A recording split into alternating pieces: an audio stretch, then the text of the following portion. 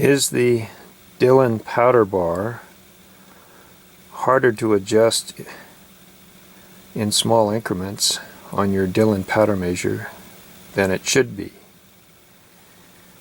So I'm going to show you how to make a tool to help. First, take a 7/16 inch socket. This is a deep wall. You might buy this at a local pawn shop. And then make it fit over the end of the bolt head. This is too loose, it won't stay on. So I'll take some masking tape, put around the bolt to make it just a little bit larger. Hopefully that's enough to make it fit snug. Then I'm going to take the masking tape and wrap around the end of the socket, because I'm going to make marks on the masking tape to help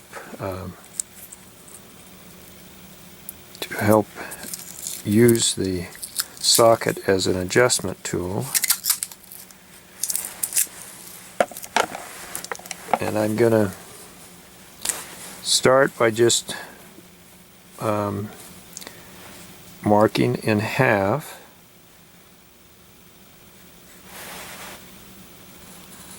I happen to choose the notches in the socket there, but just in half. So now I'm going to do quarters. Okay, so now I'm going to do eighths.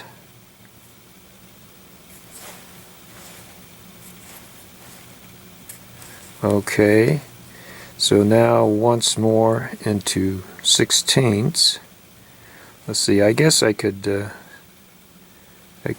number these. Well, not quite yet. Let's make this one 0. And so now I want to go make the eighths into 16ths. So between each one.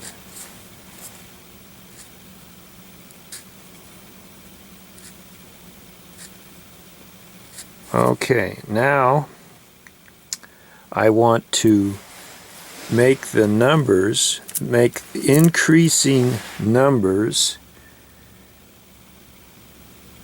as more powder. So I'll number these. I might have to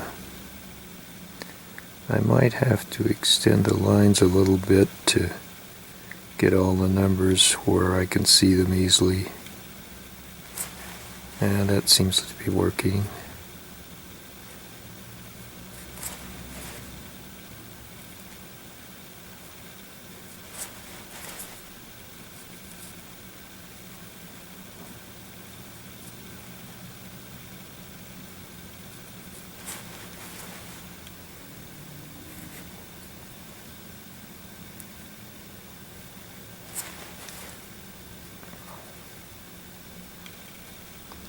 Okay, and the numbers look like they came out correctly, because 0 through 15, that should be 16 numbers, and I was trying to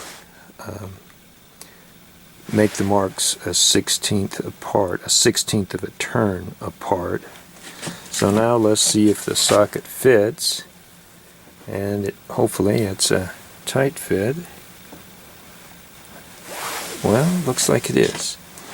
Okay, now the idea is especially helpful if I'm making test loads. Let's say I'm going up by 0.2 of a grain at a time, and I might learn that for this powder to go up 0.2 of a grain, I would have to move the adjustment tool 2 marks, which is 2/16 of an inch, or I'm sorry, 2/16 of a turn.